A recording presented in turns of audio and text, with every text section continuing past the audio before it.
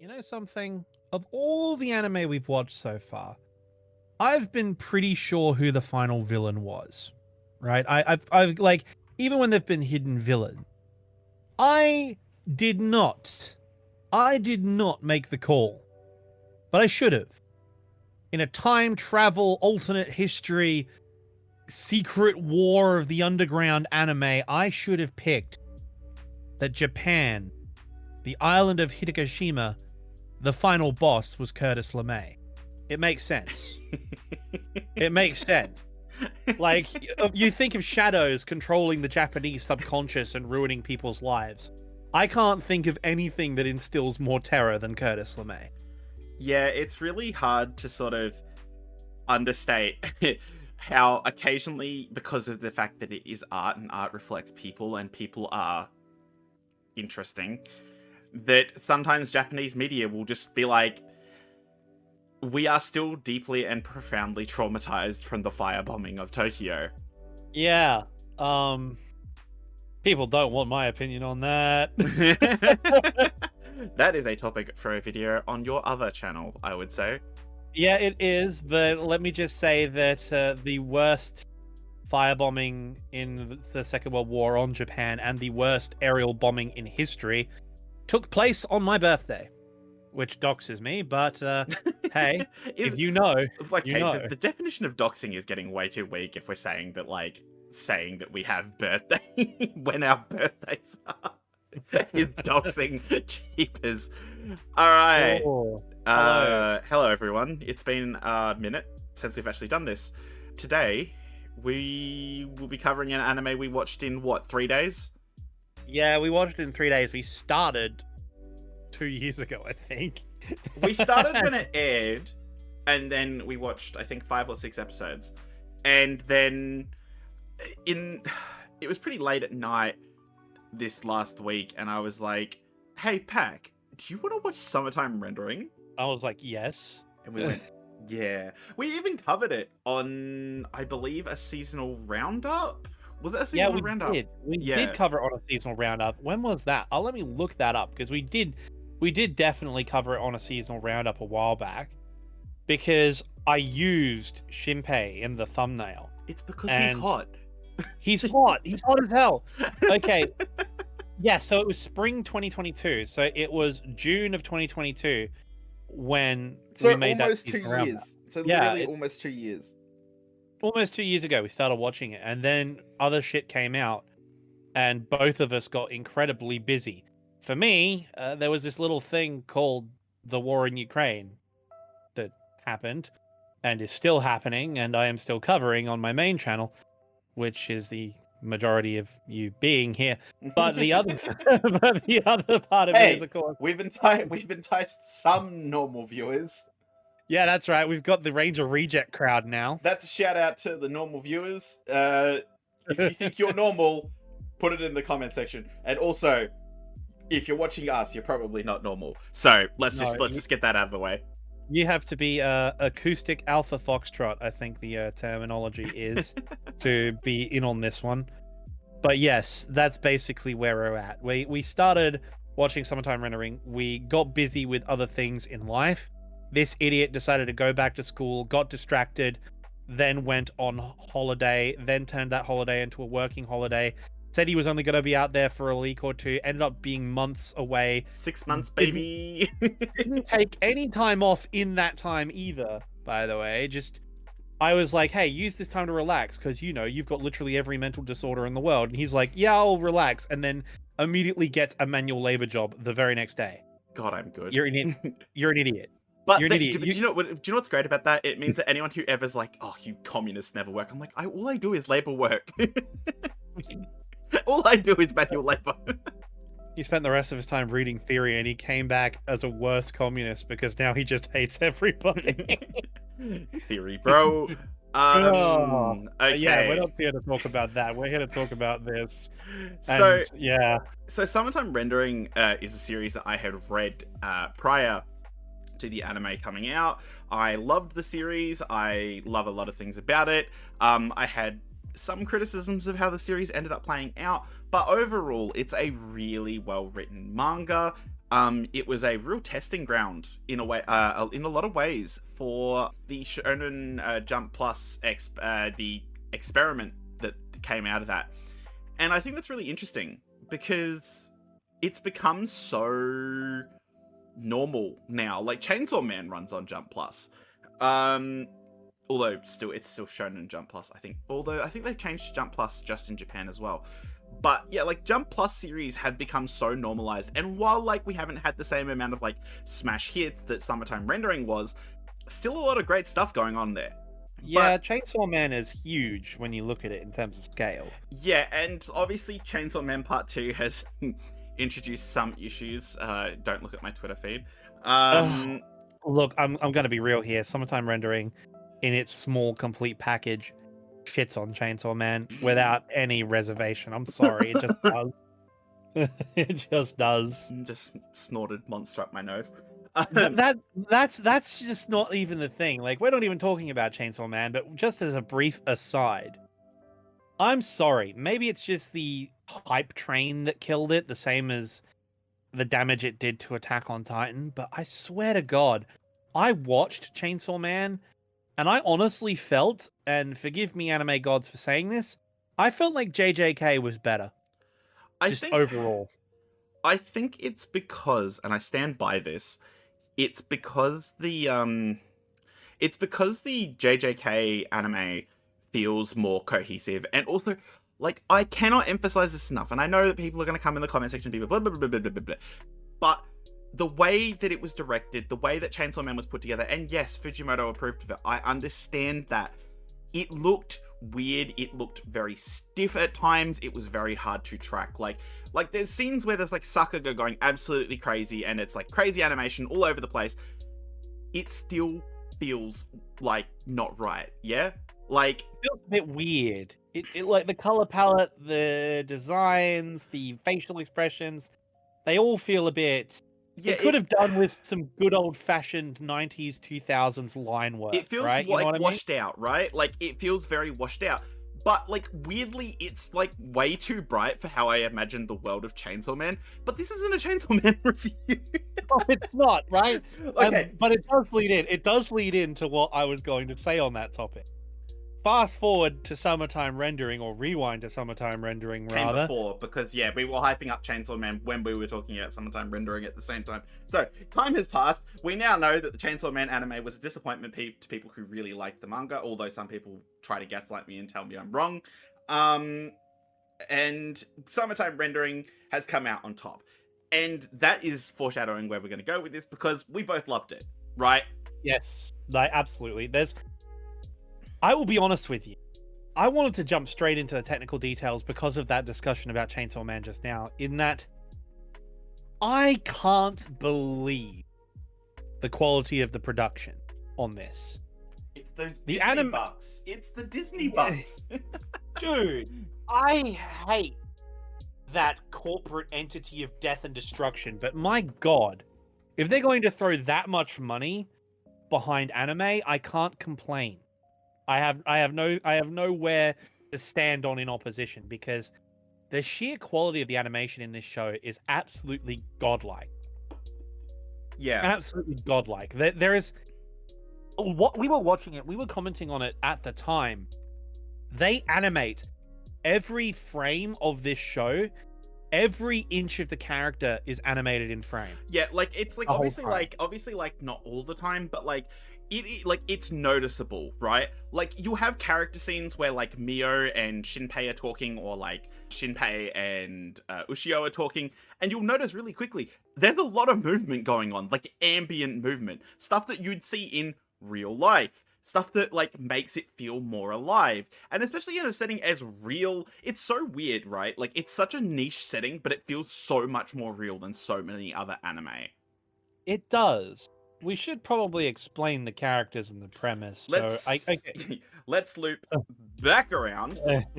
Summertime Rendering, the 2022 anime. The general twist, and we've got to say it from the start, spoiler warning, if you go any further, you will be spoiled. Go watch the anime, read the manga. There will be spoilers galore.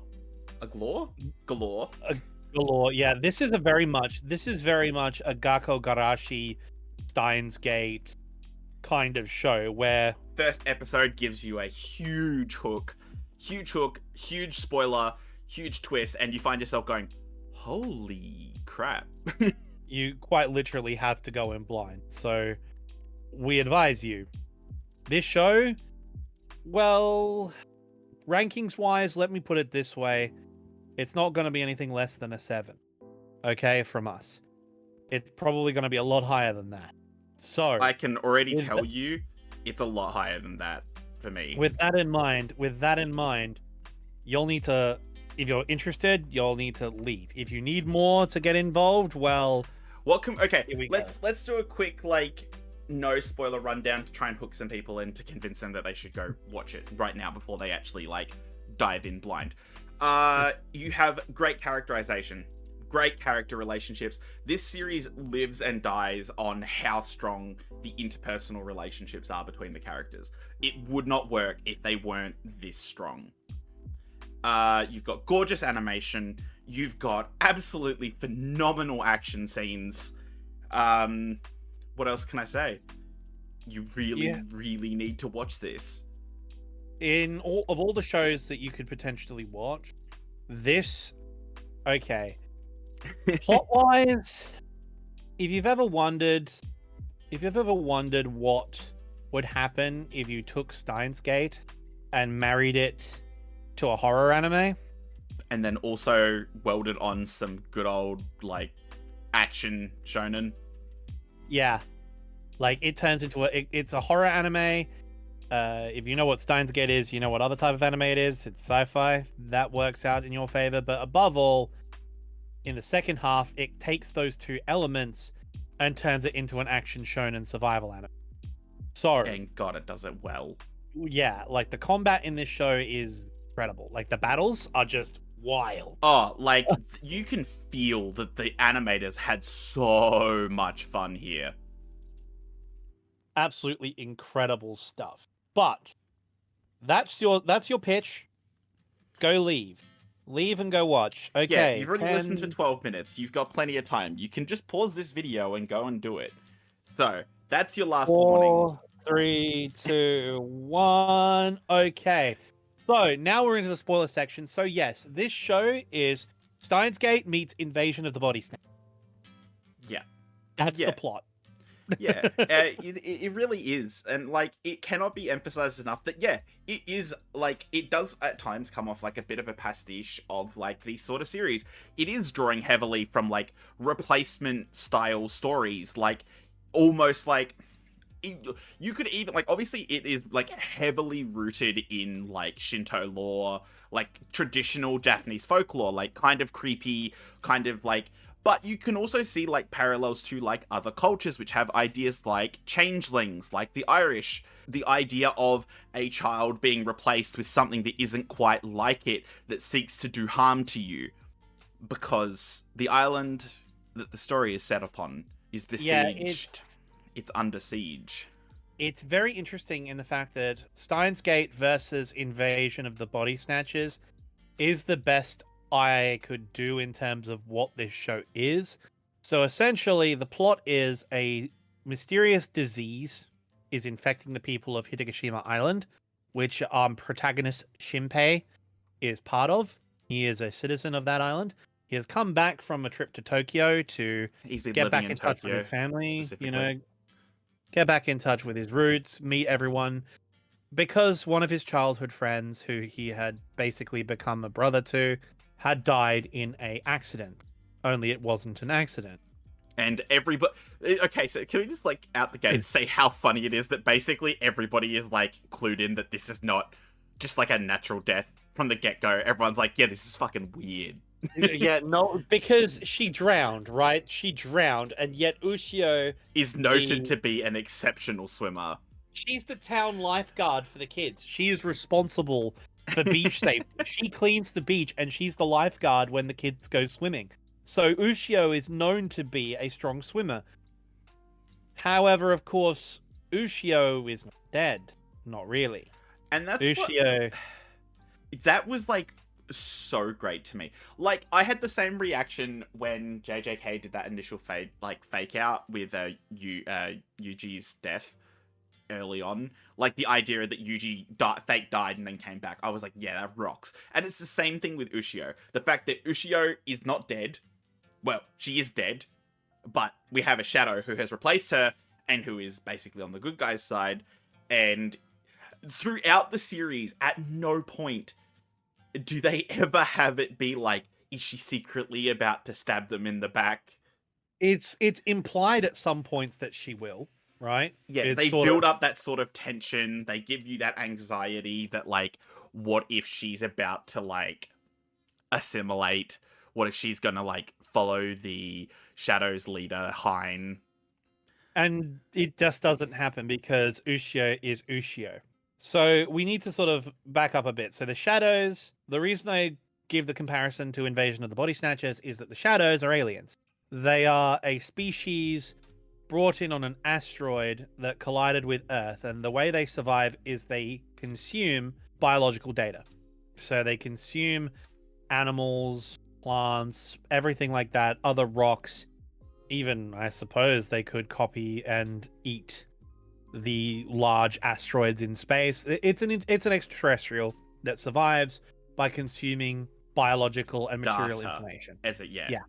It's explicitly stated to be data that it draws upon for food, which leads to Shenanigans. the inevitable shenanigans. It finds that living biological creatures, namely humans, are the richest source of data because we have souls, brains, and therefore we are the most nutritious form of information.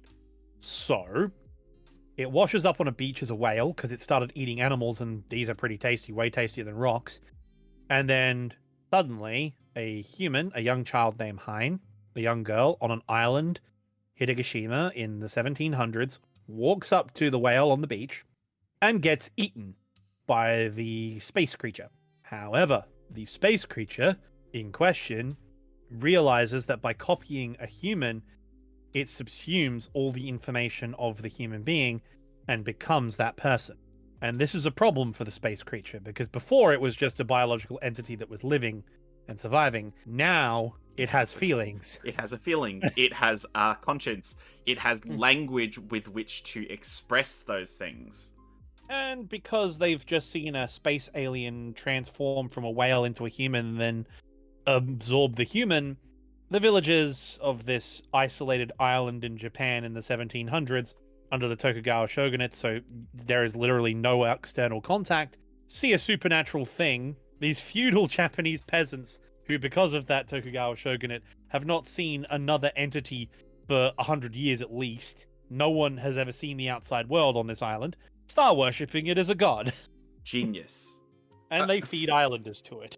And it becomes this persistent lore. It's really fascinating because it's such a different thing. Like, we've seen, like, the idea that, like, of bad gods, etc. before, but I really like how fundamentally tied in the idea that, like, Hein and the Shadows become to the island's identity. Like, their entire Shinto temple is built around the idea of the goddess who washed up on the beach, who has, like, fertility goddess style, like, stylings to her. All of these sorts of things that create this really interesting tapestry. And that's before you get into the actual plot of the story, because that's just the backdrop. This is information we find out through the series, and I think that's really what, like, the fact that that was background information that we got is great. Crazy. It's great, it contextualizes the whole thing, because we don't need to know this really for the core of the plot. We don't need to know this for the action of the plot. But what I really love about it is, as the story goes on, it's revealed that the god that eats people and turns them into shadows, the body snatcher invasion, as you will, is kind of similar to the invasions you see. Have you know Ender's Game? It's very similar to that. The alien creature isn't doing this out of evil or spite. She wants to just live originally. She just wants to survive. And She's an animal. Yeah, like, that's what's really interesting about it, is that, like, we explicitly get these comparisons where Hein's character does malicious things, like things that are outright malicious and like malevolent. But at the end of the day, she's really not doing them out of like bad spirit. She's doing it for her own survival and her friends' survival, who she's trying to immortalize in shadows. Yeah, she's got a ton of her friends, family members, other people throughout her life that she wants to keep alive and she wants to survive. It's one of the things she uses as a shadow. The shadows can copy and multiply themselves, and they refer to Hein as mother. But ultimately, But not in like a Twitter way. yeah. But It's not. They're not saying, "Oh, she's so mother." No, she's literally like their mother. Like, yeah. Ultimately, they want to preserve the community of the island because she, well, until her instincts take over, which they eventually do because of starvation, she ultimately just wants everyone on the island to be safe and live happily forever, is what she wants, which is what she's doing with her shadows. But the only issue is she has to eat. I think that's what I think. Okay, so I think that's what makes it really interesting is that we really have 3 concurrent plot lines that are intertwisted together to make a rope. So you know how like in Your Name there's this like really important idea of the ropes intertwining the ropes representing time, place, space, and how it's meant to show how the past is the present and the present is the past. I think that's really important for the story of Summertime Rendering. Hein's backstory and the past is relevant to the present with Ushio and Shinpei, which is also tied together with Hein's story in the middle, which also includes Nagamo, right? Yes. So you basically have 3 concurrent plot lines that are taking place as if they are simultaneously occurring, unfolding as we go through the story. Like, we start off with Hein as a malicious being. We work out as her plot goes on that she's not malicious. She's doing this out of a survival instinct and out of a preservation instinct. Shinpei and Ushio's story is this complicated story of these 2 teenagers who are deeply in love with one another, but were never able to spit it out, never able to communicate properly, and are now dealing with that regret in real time. And you know what the best part is? We haven't mentioned the core story mechanic. We have discussed these 3 concurrent plot lines, but what ties them all together? How does that work? How do we get all of those all in the one place? Simple. As I said, it's Invasion of the Body Snatchers meets Steins Gate. You Your see, boy Shinpei, time leap. Shinpei can do time loops in an interesting way, I would argue, because we've seen through stories like Bunny Girl Senpai, very simple time loop stories, moving into more complicated time loop stories such as Girls Go Around. Steins Gate. Steins Gate. Keep saying it. Steins Gate is the obvious example. But the time loop situation in Summertime Rendering is fantastic, because the problem with time loops a lot of the time is that, ironically, is that because they preserve a sense of homeostasis, right? Groundhog Day is the same day over and over and over and over again forever, right? Until you figure out what you need to change. And we've seen it done a million times in Western media, and we've seen it done plenty of times in Japanese media. It's even done so often that there's a joke in Ranger Reject where a character jokes that he's watching something like 40 anime this season, and of those 40, 5 of them are doing time loop plots. Yes, and I will say this. Steins Gate is, in my opinion, the closest to Summertime Rendering, I think. Mainly in how it functions, because it's not so much of a time loop, it's a time leap. Yeah. Which is really interesting, because the best part of Summertime Rendering is the time loops get shorter as time moves forward. Exactly. Shinpei very quickly diagnoses that each time that he goes backwards in time, leaps backwards in time, he isn't going back to a set concrete point.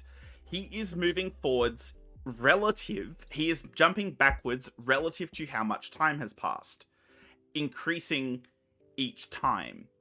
So the first time he leaps back onto a boat where he engages in a shameless fan service moment and has a reaction to waking up from a dream about Ushio. The second time this happens, he is now on the jetty not the jetty, the wharf, whatever you want to call it, and so on. He starts moving forwards, and this creates a real sense of tension, like a genuine, deep sense of tension in the series, because things start to cement. Yes. And we've seen this, and okay, Tokyo Revengers also did this, and it did it way worse, because they fucked up the stakes. And interestingly, Summertime Rendering did the same thing, but did it better, right? Like, we agree on that. Yeah, the problem with Tokyo Revengers is that Tokyo Revengers, and I'll be blunt, the time loop differential is too long.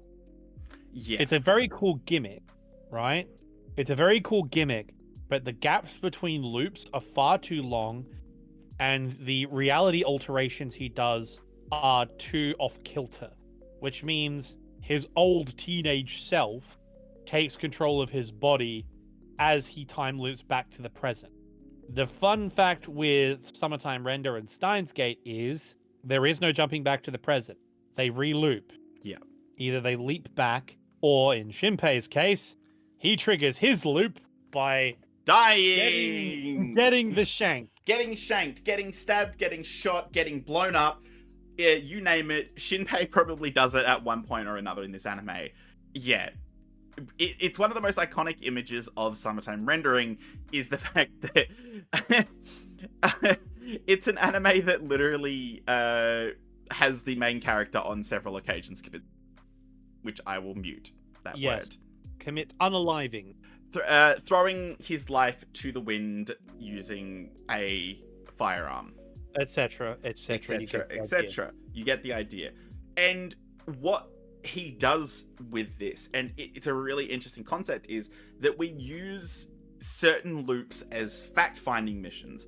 Rather than aiming to set something up, he will put the building blocks in place only to use this loop in order to get information about the shadows, get information about the lore, to sort of build understanding. Because after all, how are you supposed to fight an enemy you don't understand? Yeah, and that's really interesting. As I said, the more I watched it, the more I ended up drawing similarities with Steins Gate, in that every time he loops, every time they get to a position where they need to loop and redo it, there's always that key factor. What if Shinpei doesn't have access to a method of self-termination, as it were? What happens if someone dies past the loop point? What if something bad happens? There's no out. That's what drives up the stakes as the series goes on. Because Shinpei, I would say about halfway through, introduces us to the concept of the crumbling. He knows his back is against the wall because the loops are getting closer and closer, and the more he does, the closer he is getting to a point of no return. What does that mean? It means that Shinpei and gang will eventually have nowhere left to go. There will be no looping their way out of this. And this drives the stakes into the roof. Yeah, because now you have the time travel element. But I think the best part of the time travel is there is one key factor in this that every single other time loop anime, especially time loop anime which try to have an opposition force in it, an op4, if you will, for my fellow military nerds out there. Even Tokyo Revengers backed out of it. Tokyo Revengers cowered out. They didn't have it. The fact of the matter is, the enemy in loop 2. And when that happens, oh yeah. It's the storytelling pieces that come together so brilliantly. Like finding out that Hein is capable of tracking things between loops. It's incredible. It's incredible stuff. And things as simple as the fact that we thought it was just a random shadow of Shinpei's, that Shinpei had a shadow made of him randomly and then proceeded to die, as opposed to that was Hein and Hein copied him. That means that copying is permanent. Yes. No one can escape. No one can escape from Hein's copy, and he copied him during the initial final battle. Because there are several final battles in this anime. It's not one. As I said, Curtis LeMay is the final boss. But before you get to that, like, there are several other final battles. And every time, even though you know the episode count has got another 5 or 6 episodes to run, your subconscious doesn't program that fact. Your subconscious actually does think that this is the final showdown several times. Like, even from that first incident, like, because, like, even from that first incident with the shadows, like, the actual, like, the Summer Festival. The Summer Festival is apocalyptic on a scale that I have not seen from a lot of series. It's game over for the whole planet. The whole planet dies. Yeah, like, it's game over for everyone. Like, it's just straight up done. There's no way out. Oh. And when you watch it the first time, you can feel every hair on your body raising. Yeah, you're just fucked. You're fucked. It's also a point of really sort of heartening moments in that you get the realization that Ushio's shadow is actually a good guy, not the bad guy, because she actually actively fights against it. And you also get Miss Nagamo, best girl, best character. Really underrated as a character. Nagamo and her brother Ryunosuke. Nagamo's first name is what? Hizuru. Hizuru. And, like, these characters are just so interesting because, like, Hizuru's backstory and her guilt and what she does and how she interacts with her brother, how she interacts with the main cast is fantastic. Like, it really creates this dimension, and it's one of the few things I mentioned to Pac prior to when we were actually watching the anime. I said it's really sad that they adapted out certain bits with Hizuru, because in the manga, there's a really great section where we experience one of Shinpei's time loops from Hizuru's perspective. Yeah. And we find out Hizuru didn't slap Shinpei because she believed that he was being lecherous and throwing himself onto her. She slapped him because he was boring. And his reaction of overreacting, "Oh my god, I'm so sorry," was a completely boring and played out response. Yeah. That's really funny. She's just like, "Oh, for God's sake." And, like, Hizuru, like, is a very mysterious character from the get-go. You know, we have this mysterious girl with glasses, you know, wandering around the island with her suitcase, and she's clearly up to something, right? And then we start to find out, piece by piece, what's going on with her. The first time we see her in that context is she's dying from getting gut shot. Yeah. And then gets her head blown off. By Shinpei's little sister, who has been turned into a shadow, who then kills his little sister in front of him and then shoots him. Like, holy sh... That's the second episode. Dude, that's the first episode. No, you're right. Actually, you're right. Like, I remember watching that and I just sort of stopped and I was like, oh. The first time we watched that was brilliant, because getting to see your reaction to that was like getting to see it all over again. I had no idea how they were going to handle the, like, visceral violence of summertime rendering in the anime, because there's so much violence in it. And you would think Disney would pull punches. Spoiler alert, they don't. They didn't. This is one of the goriest anime I've ever seen. It's really funny because they very well could have done it, but they didn't, and that is just straight up hilarious. You literally see Shinpei get his head blown off. You see chunks. You see him his head off. You see him get shot in the head with a shotgun. You see him get stabbed in the skull with a knife. I think my favorite one, though, the best point. Are we ranking Shinpei's best death? That could be a really fun video idea on this channel, actually. Top 10 Shinpei deaths. It's from Time Render. The best one, the number one, is easily also my favorite moment of our watch through, because as you all know, I'm a military history nerd. I'm also a military autist, and when I'm not doing all of this in my spare time, I play military simulation games. And all of my friends are infantry soldiers. Right, all of my best mates were in the military in some form or another. I'm a military journalist now, by accident, right? So I'm watching their plan to take on the shadows.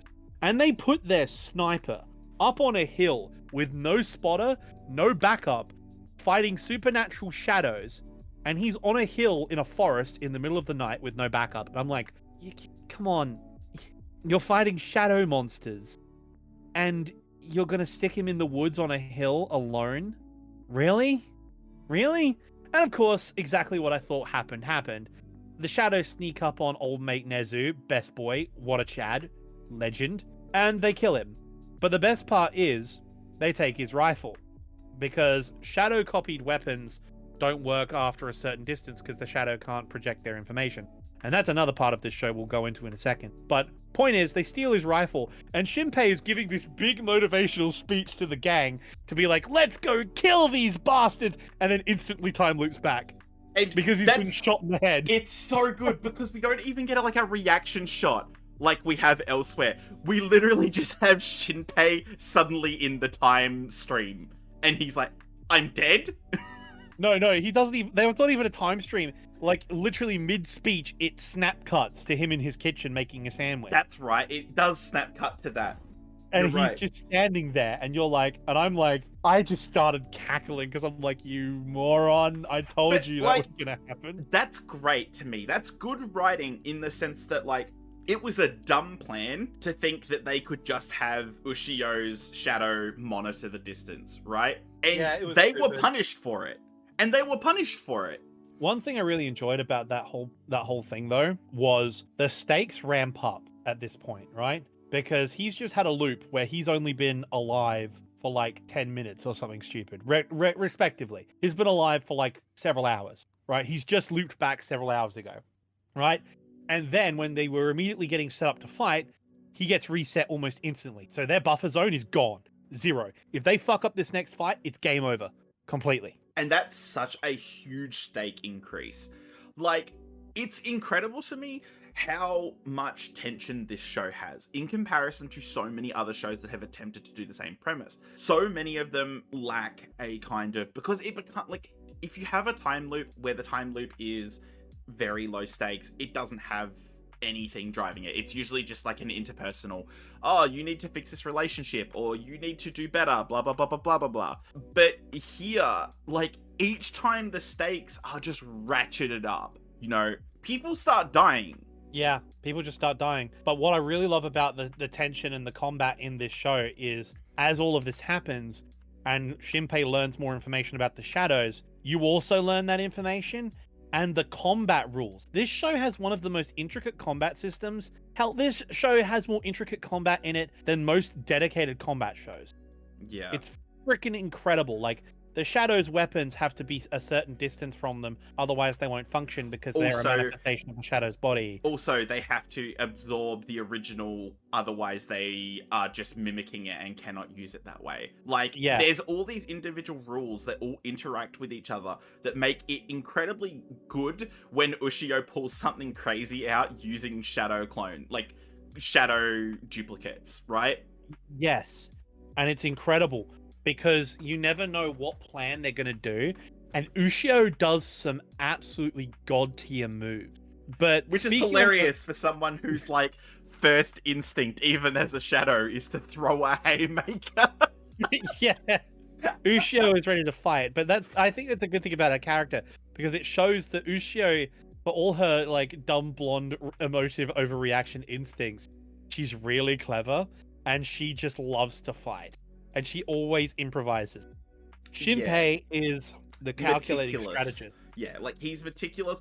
But, for all of Shinpei's intelligence, I'm not going to get into, power ranking him or anything against, famous, other schemers in anime. Shinpei is smart, and he is a very good, team strategist. However, at no point do we think he's the ideal strategist. He still makes mistakes. And it's great when he does. It feels like something that could happen. There's a section where Tokuko, Sol's sister, basically points out that Shinpei hasn't slept in days because he has been looping incessantly. So he's consciously been awake for a ridiculous amount of time. And his brain is just not working. He is straight up fried. Bro is frazzled. He can't function. His plans are shit because he's just fatigued. The Shadows don't have this problem. Yeah, and like that's what like, and so like I'd like to like wrap up obviously like talking about this particular aspect, because I think we've really covered the like how great it is and how much it drives the series. I'd like to touch on some other ideas here, like specifically the love triangle. Now, It isn't one. That's what's great yes. about it. Also, first of all, the love triangle is never a love triangle, because Mio, I'm very sorry, but you were never in the running. Shinpei just straight up never saw you that way. Yep. But Ushio and Shinpei's relationship is fantastic.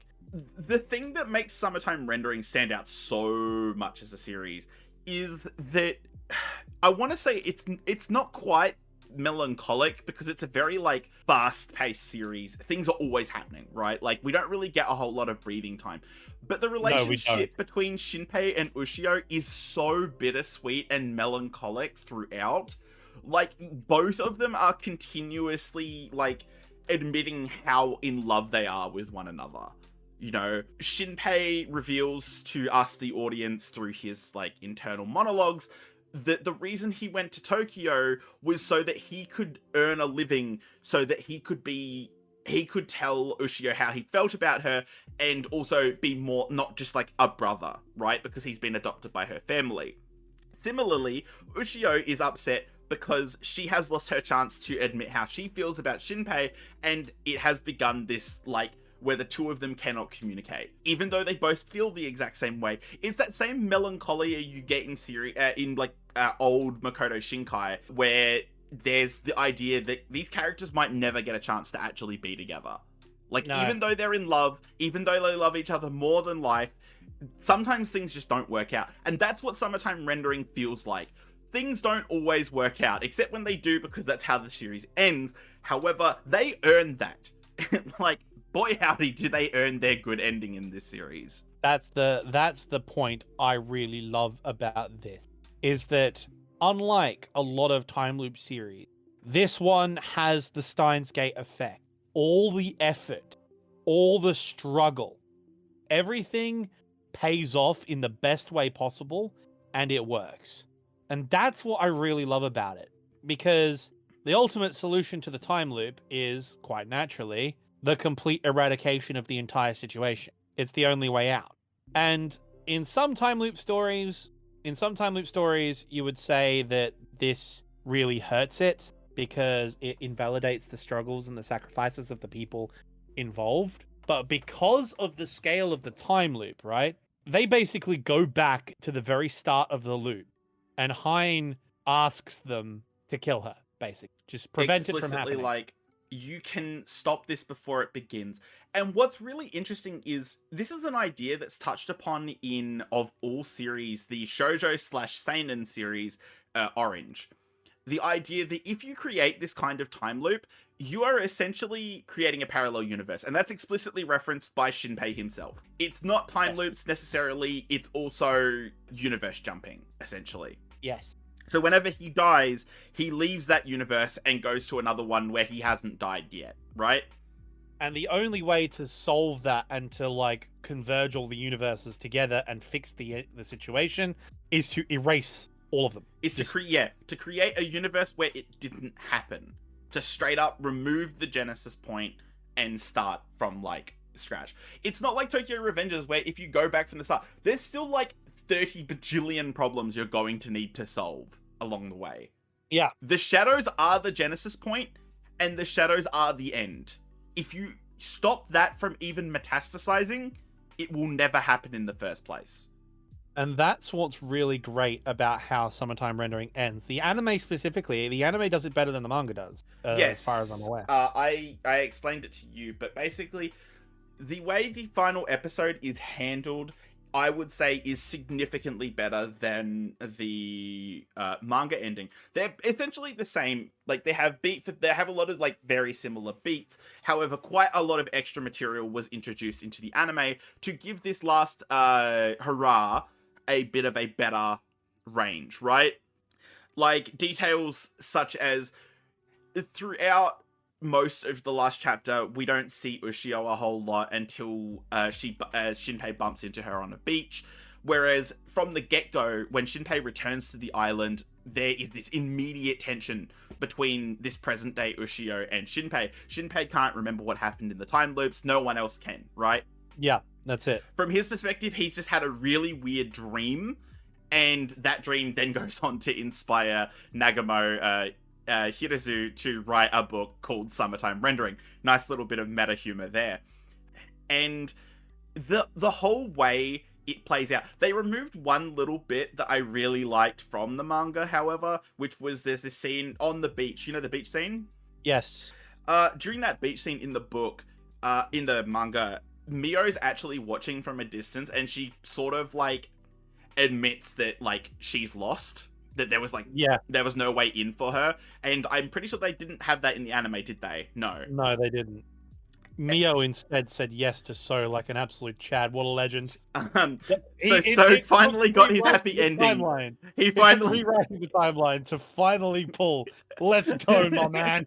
Let's do it. So deserved it after that crazy stunt he pulled near the end of the series. Can we just appreciate the fact that both So and Tokiko, despite Tokiko especially, I am like, for me it's weird because Hizuru is obviously best girl. Yeah. Like, and you would think that Ushio would be number 2, but like, no, I think Tokiko is, because she made sacrifices for her family. She was willing to sacrifice her dignity, her soul, her everything to make sure her family and her like role in society, like she did everything. She did everything. And then when it was revealed that it was never going to be a thing, that all her sacrifices were in vain, she had her entire world implode, and yet she stepped up to the plate and saved the day. Without her, this plan wasn't going to work. And like Tokiko carry. Tokiko carry for real. And that's what's really interesting about all of these characters is we see these exceptional moments of heroism, right? Yeah. Like So at the festival has barely any idea of what's going on. Yeah, but he's got his bros back. Like And straight away. He dies to protect Mio. Like he takes an axe to the head, man. He dies like 8 times in this entire show, and every single time it's him stepping up for the boys. It's so sad. It's so sad. So is bro for life, man. He's always there. Like every anime, like you know what it is? This is the opposite form of the meme. Kamina and his effects have been a boon to the human race. Ever since Kamina existed, it's thanks to Gurren Lagann. Bro stocks in anime have been That's the thing about Summertime Rendering. Summertime Rendering is a story about aliens. It's got body snatchers. It's got it's got sci-fi galore. It's got time loops. Blah blah blah blah blah. But most importantly, I would argue that Summertime Rendering is more about people and our relationship to the present and the past. I mentioned before the idea of these things being tied together and these storylines being tied together, but I also think it's about the people in the story that we see tied together. So's relationship to Shinpei, So's relationship to Mio, Shinpei's relationship to Ushio and Mio, Hizuru, third time's a charm, Hizuru's relationship to Hein and to Ryunosuke.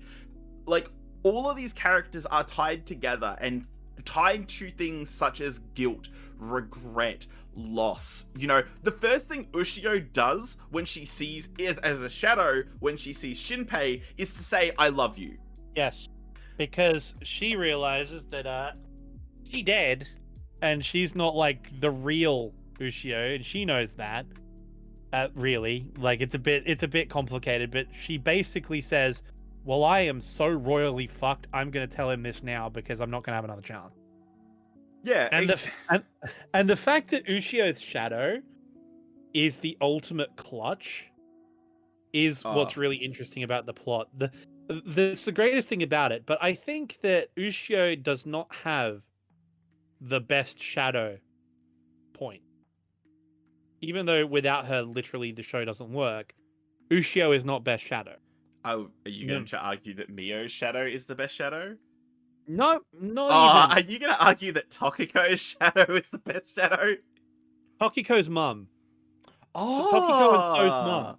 Because when Tokiko's pet mum, when their mum is brought up, Chitose, when she is told that she's a shadow, her first instinct is to turn around to her husband and beat the living shit out of him. And she says, "What are you thinking? Sacrificing the island for me, you fool.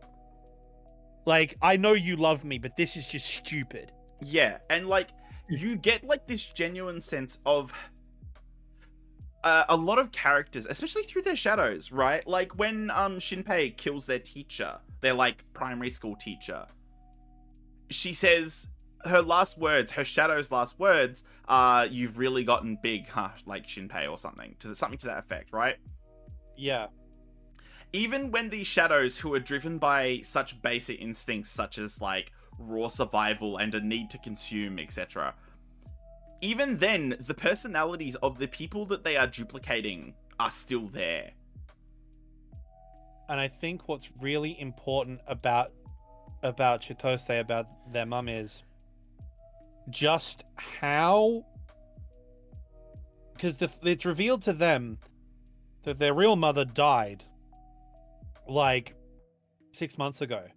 And so they know that by achieving, like, and this was in the primary timeline, they know that if by achieving their objective and winning the day, Chitose and the family, the Hishigata family, they'll be sacrificing their mother if they win. Mm-hmm. They know that, and they go ahead anyway. That, I think, is what makes So Tokiko and Chitose, their mum, MVPs. It's really Because sad they're that the ones who don't gain. They're the ones who don't gain from this. Everyone else gains except them. So it's really sad that the anime cut this particular plot line down. But in the manga, you know how we had that bit with Nezu and his shadow wife? Yeah. Yeah, that was a lot more fleshed out in the manga. They cut it for time, I'm assuming. Way more heartbreaking, I would argue, in the manga. Really upsetting. Really, very, truly upsetting. Yeah. So yeah, it's quite interesting to see that in practice, like how these different characters, even if they hate shadows, they still like struggle with people who look like people they knew, right? Like the idea of hurting a little girl who reminds you of how cute she was when she was just a little child who you knew, who would work at like the local convenience store, right? Oh, Shiori. Ow. Ow. Thank God for the ending. It's really funny how, like, you took on Shiori as, like, a daughter, like, very aggressively, like, which is quite rare for you. Her with your lives, gentlemen. You took, like, I haven't seen you take to, like, a child character like that before, so it was quite funny to see you go, like, nope, she's a joy, she's a little bundle of joy, we need to protect her with all we've got, they need to do anything that they can to preserve Shiori's life. Because whenever she was on screen in her real life form, like, but when she wasn't evil demon queen Hein, when she was like herself as Kobayakawa, she absolutely was ready to throw down. The other kids are fucking about and she's ready to throw down. Like, she's like Ushio's apprentice. She's ready to fight at all times. And it's really, really, really brutal because when Hein takes her body and like her personality and so forth, Shiori, when she bleeds through every now and then, like the level of overwhelming guilt is just horrific. And she just like, the moment she gets back, the moment she comes back, the first shot you see of her is her getting ready to beat up the other kids who are like several years older than her. She's ready to fight them and kick her out of her store. It's the first thing you see of her. And she's like, oh, hey, Shinpei's back. And then she goes right back. Like, I don't know why. I just felt that she was, whenever she showed up in her real self, she was always very, very aggressively sweet. Yeah, she was herself. Yeah. She didn't give a shit. and you see, kid characters are always really annoying. They can be, yeah, real hit or miss, right? But she was very much the kind of kid I like. She's very much like not afraid to be herself. She's very outspoken. She's very aggressive. I think it's because she reminds me of my little cousin Tess when I was younger, who had the very same rambunctious attitude, ready to throw down. It's always good. I do like it. It's the same reason I like Ushio quite a lot. Is just always ready to throw down. Ushio's when we get flashbacks about Ushio, the first flashback we see of Ushio is her beating down kids trying to bully her. Yeah, and... because she's a hafu. She's a hafu. Her dad's European, her mum's Japanese, and so she gets bullied for being a gaijin. Yeah, and she turns around and beats these guys do down. explicitly use the word gaijin, which I found really interesting. Yeah, foreign outsider, freak, foreigner. Yeah, it's quite interesting to see that because every time I hear the word gaijin, all I can think of is that one interview with the that American Jewish not Jewish influencer, what was it? Jewish journalist who did that interview with the actual Yakuza about the game Yakuza. And in it, one of them was like, "Oh yeah, that area is full of gaijin now," and one of the other Yakuza corrects him and goes, "You're not supposed to call them gaijin anymore." And he's like, "Oh yeah, that's right. What's the word now? Gaikokujin?" And it's this really funny thing to see Yakuza engaging in political correctness. Anyway, go look that up. It's a great interview, but I'm almost like certain I've referenced it before. But like those sort of things are like what makes this series work so well. Actually, like on the topic of Shiori, I think that the first scene in her house is really evidence of how great the writing in this series is. Right? How subtle a lot of things are. Shinpei comes to the house and is exploring it with a one of the islanders to just look and find where the Kobayakawa family is. Yep. And when he's there, he notices, obviously, shadow burns on the floor. Yep. But what he also notices is several like indents in the ground, but you don't really think a whole lot of it as a viewer. You're like, oh, that's weird. Until we start to see from Hizuru's perspective, and we realize, Hizoru and Ryunosuke smashed a goddamn sledgehammer into the ground here. And it's that little detail that like becomes so much more rewarding once you find out, when you see from Hizuru's perspective, when like she and Ryunosuke smash that hammer down, you're like, yeah, that rocks. Yeah, that's actually another thing. Summertime rendering, aka foreshadowing, the anime. There is so much of it. Every single detail in every single loop is foreshadowed. There's a lot. And I wouldn't go like so far as to say everything is foreshadowed, but there's so many details that are tightly interwoven, tightly interlocked, and you can see like a lot of people complain, and like I am guilty of this myself, that they want to have mystery series where the pieces are given to them. This is a great example of that in action.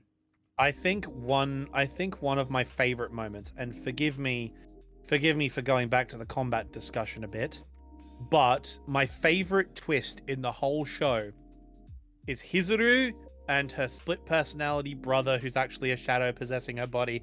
Don't think too much into it. It's a very complex plotline. Go watch the show. Also, the shadow then jumps into Shinpei later on. This makes total sense in context. It makes total sense in context. Look, honestly, it'll take us too long. We might as well just write a 4-hour retrospective on this show if we want to do that. But point is, TLDR, Ryunosuke, her brother, has shadow powers, which makes Hizuru a badass because she shares her body with a shadow, which is her brother. Anyway, point is, she wins a fight against the arch villain, who turns out to be Hein's guardian and leader of the shrine.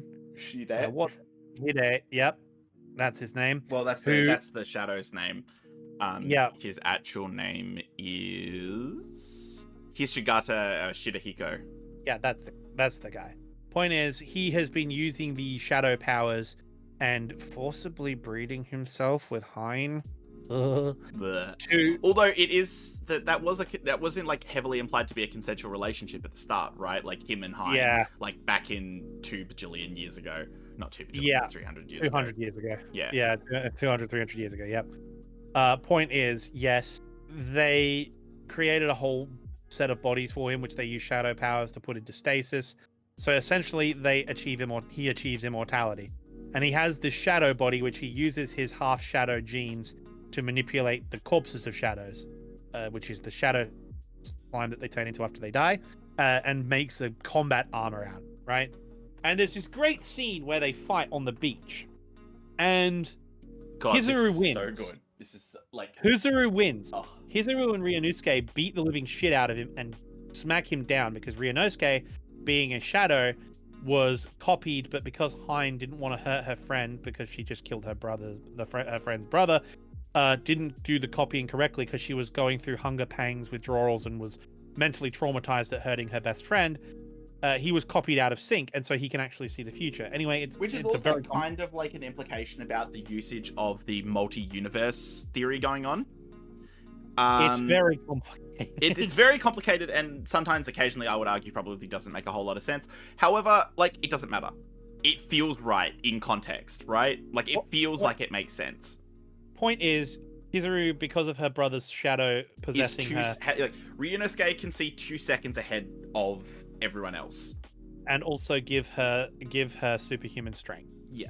Anyway, point is, which I would argue is treated really well. Like, when we Yes. see Ryunosuke push Hizuru's body too far, like, to things that humans shouldn't be able to do, there's immediate consequences for it. Like, he jumps with Shinpei's body at one point and just immediately breaks his ankle. Yep, it's insane. But the point is, they win the fight. They win. They defeat Hein and the big bad. They have them cornered. It's all over. But in winning this fight, Mio and So were killed by Shirahiko, right? Because they were fighting, while they were fighting the big bads, their body double was holding the others hostage and killed them. And fed them to Hein, specifically. Yep, and fed them to Hein so she could survive. Now, if they continue on from this point, they'll win. Because they've beaten Hein's body of Shinpei, they've beaten Hide's shadow death machine, and so now all they have to do is regroup, go down to the grotto, and kill Hein. They can actually win right now, but it would mean sacrificing So and Mio. So, of course, Shinpei logically time loops to get to save Mio and So. And make sure Nagamo, the Nagamo pair fight and win. Except because the shadows time loop with him, they now know what Hizuru's plan in the fight is and kill her instantly. She's dead. Game over. They can't loop. They can't save her. That's it. It's a fait accompli. He can save his little sister. Their back is against the wall. Like they're fucked. In Shinpei's terminology, he is up against the crumbling cliff. Like, there is nowhere for him to go. They can't loop back and save her. They can't do it. It's game. Hizuru is dead. She is dead. Like, canon, set in stone. He can't loop back. And so Ryunosuke jumps into Shinpei's body. And they eventually, well, as we know, confront the final boss, which is Curtis LeMay. Basically, at a certain point, they, during a fight in Hein's Grotto, Shinpei and Ushio, and by extension Ryunosuke, enter the Shadow Realm, which is entirely dominated by Hein's memories and perspectives. And because of this, they experience one of the most traumatic experiences in Hein's life, the American firebombing campaign, which means that we're treated to a shadowy version of Curtis LeMay's firebombing, which is done in such a way that is so well animated. It is so visually delicious to look at and gaze upon. Like, I was really impressed at how they rendered the R2800 Pratt & Whitney engine on the B29. I was watching the radiators over. I was like, huh, holy shit! It paid attention. Like, the turrets worked properly. I was like, okay. Like, even the bombs too, the incendiary deployment is accurate as well. I was like, huh. Like, it's incredible, right? Like, it's genuinely in that realm of incredible, like, how interesting they make this final setting. Yes, it is utterly ridiculous that a show that was not... Okay, so it's never grounded, right? There's time loops, there's shadow demons, all this sort of thing.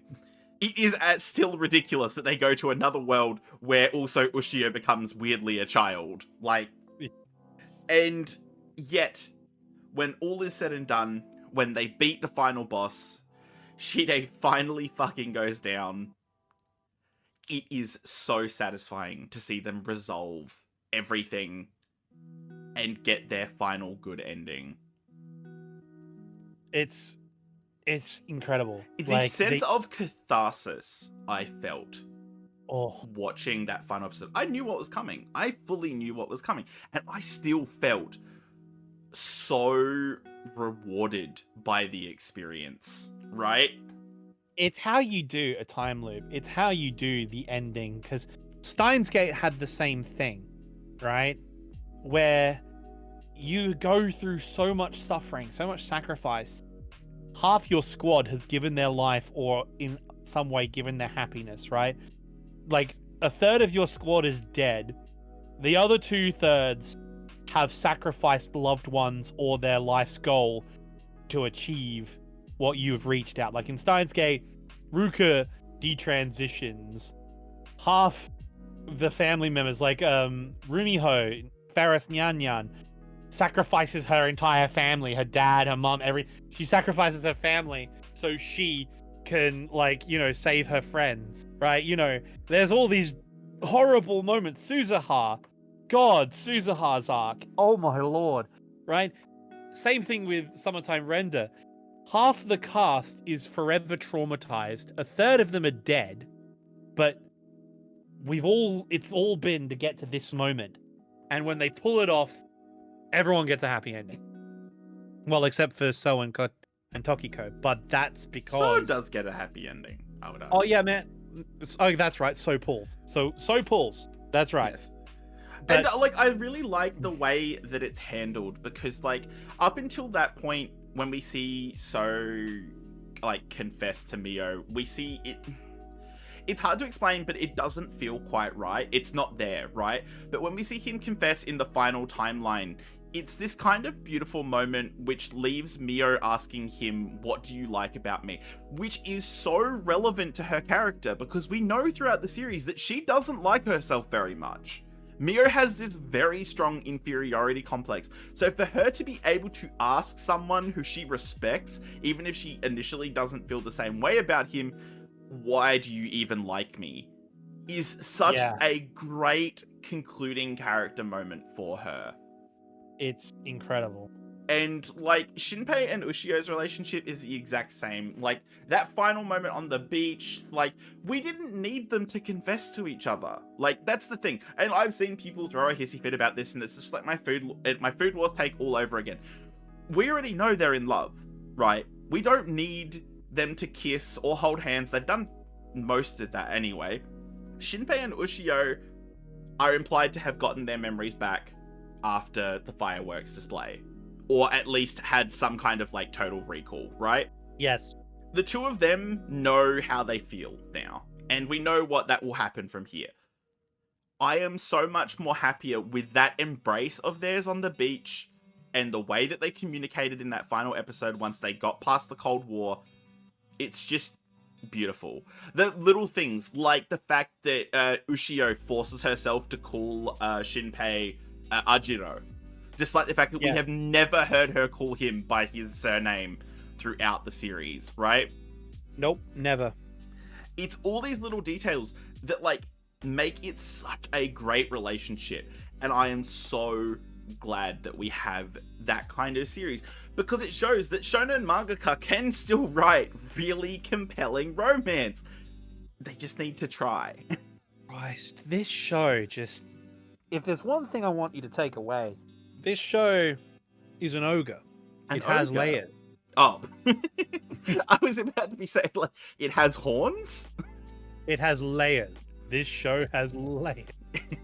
It has so many layers. And it does. And, like, it's like, we could talk for, like, another 45 minutes about this.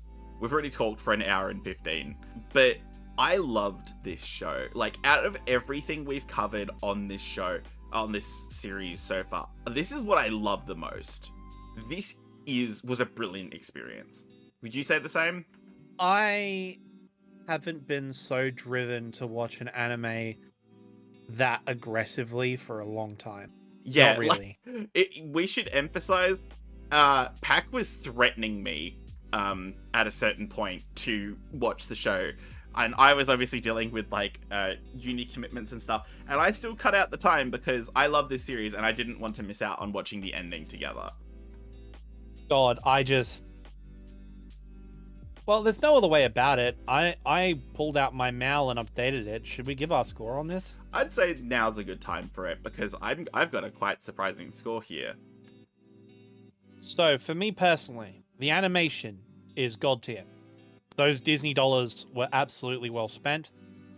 The art style especially is the color, the control of color is amazing. Like, it's so bright and Oh, vivid. the colors are beautiful, and especially because they used very minimal 3D. The only times I really picked up on like heavy duty 3D, like apart from like using 3D environments and the kind, like were like the water. And even then it fit perfectly, right? What's really great about it though is that the sunshine, the bright colors, the neon aqua blue, like everything going on. And then you have that contrast with the depth and darkness of the shadows. God. Yeah, especially like those settings where we do venture into like Hiroko's grotto, right? Looking for Hein's body. And it's just dark. It's dingy, it's dark. And then we go out into the island and it's beautiful. Yes. It's gorgeous. Even the Summer Festival Massacre, like when we see the Festival Massacre, it's gorgeous until it isn't. Yep. And the animation, as we said, just they animated individual strands of hair and their clothes flapping in the breeze. And not for an action scene, not for a big reveal, not for a romance, them standing having a conversation. And they're animating their clothes and their hair, and I'm like, yeah. geez. Also, we didn't touch on this throughout this entire review, which is really dumb, but the music, fuck. Okay. So, like, we're both going to defend different parts of the music, but I'm going to, like, jump straight in and say the first OP was an inspired choice, especially for the first part of the series. Yep, and I'm team second OP because when the show actually kicks off, as I said before this recording started, Summertime Rendering just decided, hey, we're an early 2000s shonen action series again, and just drops this banger. Like, action cuts, squad cut, and team like, staring off into the sunset. That is my only qualm with OP1 is the minimal animation. It is a very minimal OP. Like, very minimal. Like, I don't think I've ever seen an anime OP quite that simple. And yet that animation of Shinpei, fantastic, right? Yeah, right at the end where Shinpei on the beat, lifting the gun, right? Going to loop back, self-terminate, as it were, right? Like, that OP hits like that, and you're like, wow, that's a bit grim. It's grungy, but at the same time, it's like kind of like, semi-upbeat. Yeah, it captures the tone of the series really well. Like, it's like there's like a real grungy tone to like the harder sound of the OP. Then you've got these like real dun dun dun dun dun dun dun dun dun dun, very like bouncy melodies and harmonies, right? Like, it really stands out. It's not like any other opening you've ever heard. And while like I love the second opening and the animation for it is killer, that set the series tone up so well. I feel. Yeah. Using such a unique song. Also, the ending song was actually really good too. Like, there was a few times we were trying to like barrel through, and I was just like, no, hold on, I just gotta listen to the ending again. Yeah, that's really good. This is what I'm saying, right? And the music throughout the series is very sparing. There's not much music in the show itself. Yeah, it's not really. Like, there's not really a whole huge soundtrack to it. There is repeated musical cues that use like traditional instruments. Like, there's a koto here and there. There's that traditional bell. The traditional gong, the shrine bell. Yeah, like the shrine bell. Yeah. So when they have an inspirational moment, there's like a shrine, like ding ding ding ding, like when you shake at the shrine, like that as like a sort of cue that, oh wait, we've discovered something. And then when you get your big plot drops, it's the traditional that eerie, gong, like, that eerie, like, it's so good. And then when you get into the dark and dingy moments, it starts playing the low theme horror synth. Like, you're Ah, like, whoa. And then, as I said, the second half of the anime, they just decide, well, the main horror plot's out the way. This is now a time loop battle action series. There are fight scenes every episode. There are time loops. The drama, the stakes are too high, and so it turns into a Bleach opening. It turns like I said it was Bleach crossed with Evangelion, and I think I'm right. yeah, I definitely think you might be onto something with that. But it's just so epic because the animation in the second opening, it's very nostalgic. As I said, it's very nostalgic. It's very old school because it Yeah, has all the cues, but at the same time, it's very simple because, as I said, it feels old school like Evangelion because, like, it's a lot of face shots back to back, yeah, and then when it cuts to the opening, the action sequences start, and it's just amazing. yeah, You have everything. You have the squad shot, my team versus your team, heroes versus villains staring each other, and then the drop hits. yeah. It's definitely like one of those things that I think is just like so good about the series is just how well everything comes together. So go on with your score. Let's pull these together. So, when I add the music, when I add the animation, when I add the production value of the show, like as a show, it's got those Disney dollars. Is it Kyoto Animation? No. Is it A1 Pictures on a good day? Yes, I think so. Like it is definitely above average production quality overall. The one weak part I will probably say is the sound design. But to be fair, the only anime we've watched in our entire time running this channel that's had outstanding sound design was Another. Yeah, no, After we watched I'm Another, still haunted by the sound design from Another. yeah, it's like between Initial D and Another, like the engine notes and car shifting sounds from Initial D and the atmospherics of Another, no other anime has really stood out to me in sound design. And Summertime Render is okay. The one thing I will say it does get right is the gunshots. You feel the gunshots in this show. The gun Yeah, sounds were exceptional. The gun sounds like the chick of her shotgun. You can hear the firing pin hit the striker. You hear the shell casing being expelled, and you hear the little clatter as the shotgun shell hits the ground. Like normal bullets have a ting ting when they hit the ground, but shotgun shells have that sort of hollow clatter sound. People who know guns know what I'm talking about.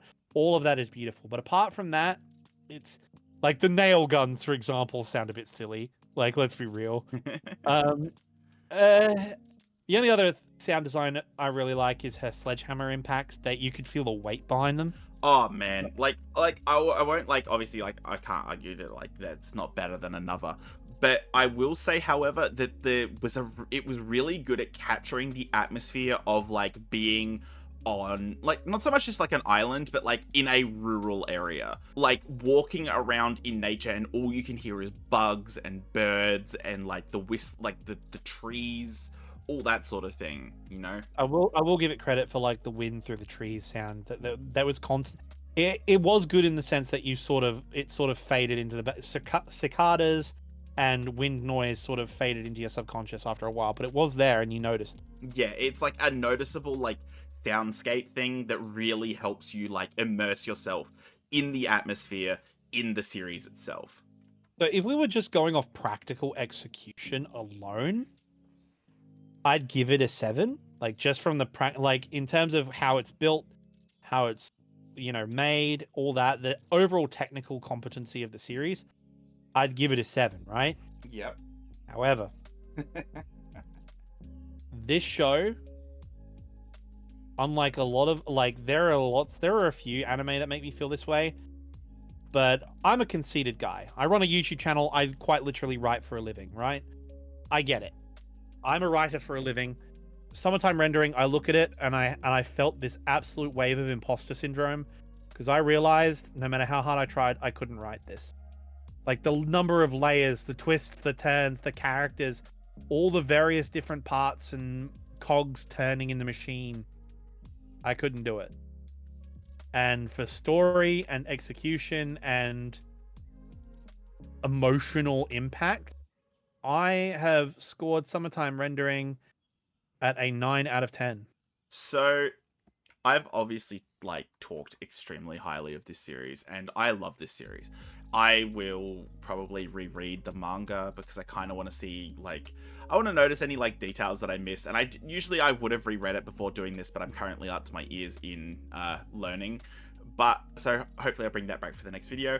However, I give the story 88 out of 100. I think the story was genuinely fantastic, genuinely great, genuinely something that will stick with me, right? Like it's got everything that I really wanted from this series. I think there's a few bits and pieces that weren't quite all the way developed.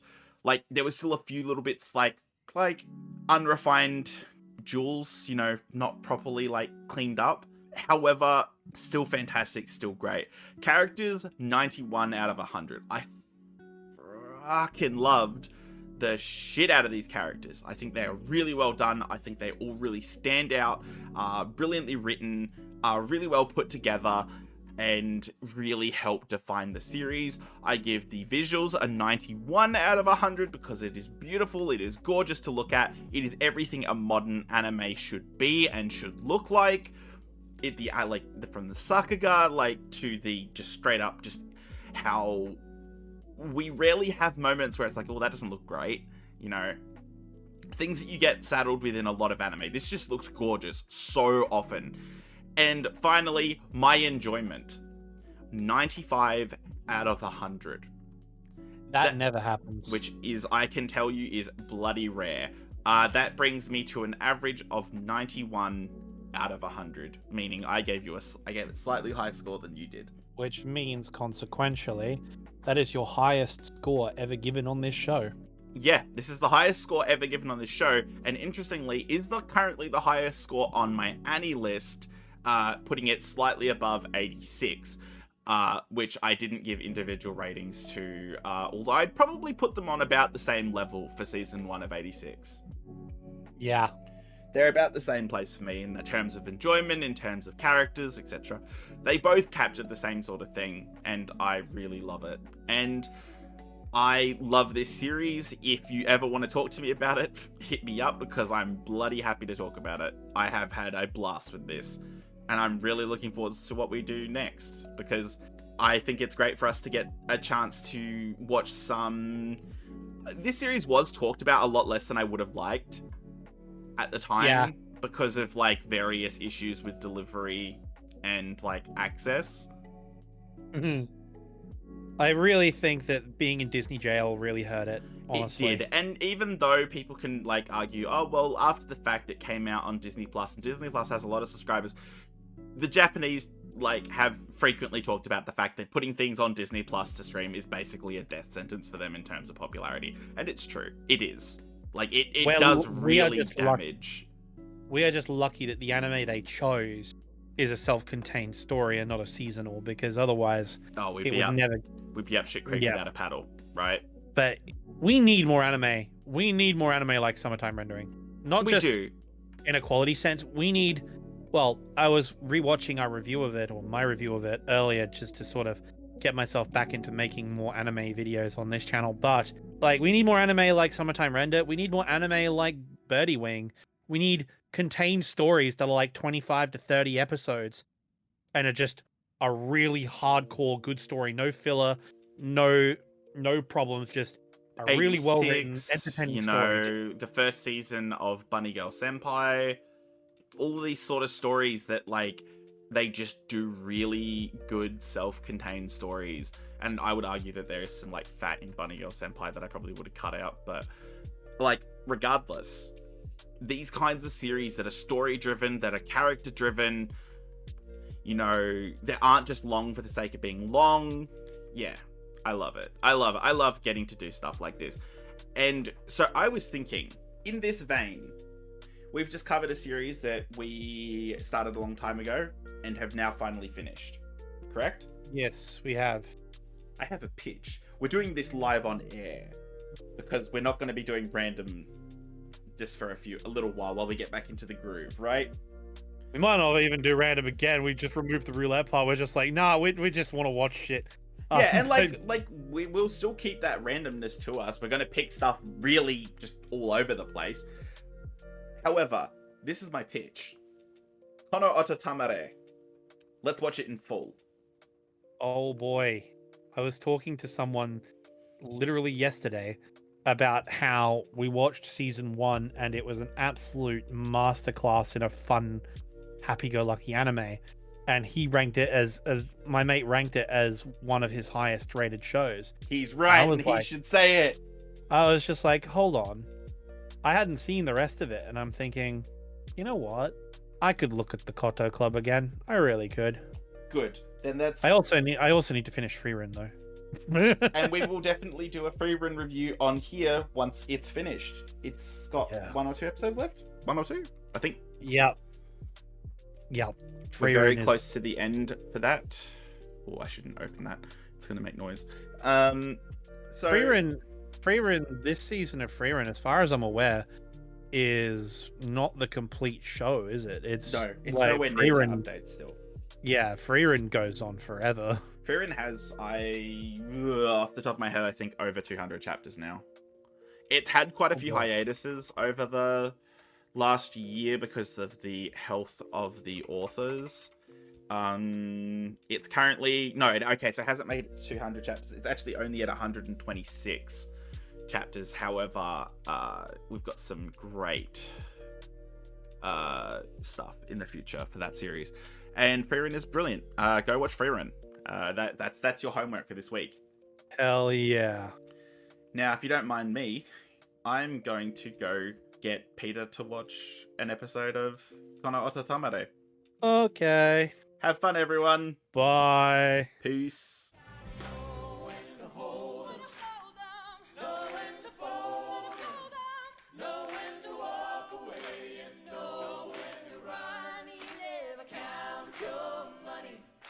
Sitting at the table.